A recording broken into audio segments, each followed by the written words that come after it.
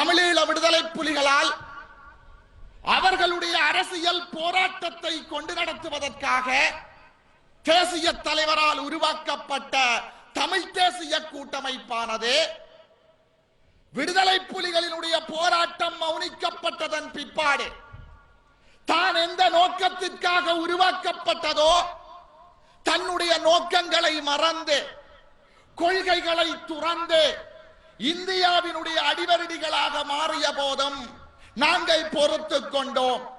என்னத்துக்காக? ஒற்றுமை என்ற ஒரே ஒரு வார்த்தைக்காக. ஆனால் சிங்கள தேசியத்தினுடைய சிங்க கொடியை தமிழரசு கட்சியினுடைய தலைவரான தந்தை செல்வநாயகம் எந்த கொடியை நிராகரித்தாரோ அந்த கொடியை சம்பந்தன் ஐயா தூக்கிய பிற்பாடும் நாங்கள் ஒற்றுமைக்காக குரல் கொடுக்க தயாராக இல்லை. தமிழ் தேசிய கூட்டமைப்பினுடைய பின்கதவால் வந்த நாடாளுமன்ற உறுப்பினர் சுமந்திரன் அவர்கள் சிங்கள தேசியத்தினுடைய சுதந்திர தின விழாவுக்கு சென்றதன் பிற்பாடும் நாங்கள் ஒற்றுமைக்காக குரல் கொடுக்க தயாராகவில்லை. ஒற்றுமை என்பது ஆக்கத்திற்கான ஒற்றுமையாக இருக்க வேண்டும். அழிவுக்கு ஒற்றுமை தேவையில்லை. அதற்கு துணை போக நாங்கள் தயாராகவில்லை. அதனால் தான் விரும்பியோ விரும்பாமலோ புதிய ஒரு சகாப்தம் படைப்பதற்காக தமிழ் தேசிய கூட்டமைப்பில் இருந்து வெளியேறி தமிழ் தேசிய மக்கள் முன்னணியாக வந்தோம். ஆகவே இன்று எல்லோருமே ஏற்றுக்கொண்டிருக்கின்றோம், மாற்றம் வேண்டும். தமிழ் தேசிய கூட்டமைப்புக்கு மாற்றாக ஒரு மாற்றம் வேண்டும் என்பதை அனைவருமே ஏற்றுக்கொண்டிருக்கின்றோம். இந்த நேரத்திலே எங்கள் முன்னால் இருக்கின்ற கேள்வி, அந்த மாற்றத்தை ஏற்படுத்த போகின்ற அமைப்பு ஏது, அணி ஏது? எங்கள் முன்னால் 4 அணிகள் வந்திருக்கிறார்கள். யானையிலே வந்திருக்கிறார் விஜயகலா மகேஸ்வரன், ஐக்கிய தேசிய கட்சி. வெற்றிலையிலே வந்திருக்கிறார் மைத்திரி மஹிந்த அனுசரணையில் அங்கஜன் ராமநாதன். வெற்றிலையிலே வந்திருக்கிறார் டக்ளஸ் தேவானந்தா.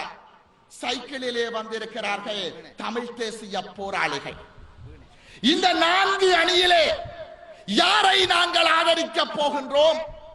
இந்த மாற்றத்தை ஏற்படுத்த போவது யார்? இதுதான் எங்கள் முன்னால் இருக்கின்ற கேள்வி.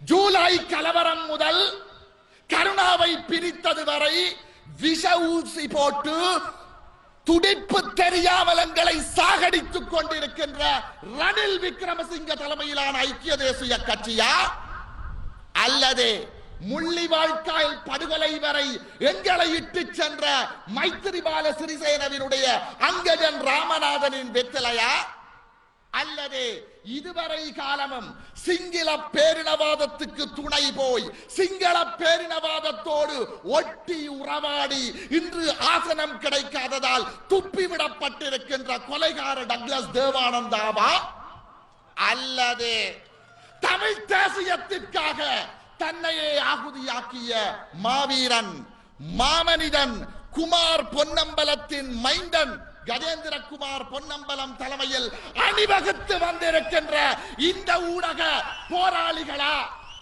நீங்கள் தான் தீர்மானிக்க வேண்டும். நிச்சயமாக எங்களுடைய மண்ணிலே சிங்கள கட்சிகளுக்கு இடமளிக்க முடியாது. யானைக்கும் வீணைக்கும் வெற்றிலைக்கும் இடமில்லை, ஆடித்தரமாக சொல்ல வேண்டும். ஆகவே அந்த மாற்றத்தை ஏற்படுத்தக்கூடிய ஒரே ஒரு அணி இந்த தமிழ் தேசிய மக்கள் முன்னணி. ஆதாரபூர்வமாக சொல்லுகின்றோம், மாற்றத்தை ஏற்படுத்தக்கூடிய ஒரே அணி தமிழ் தேசிய மக்கள் முன்னணி. அன்பான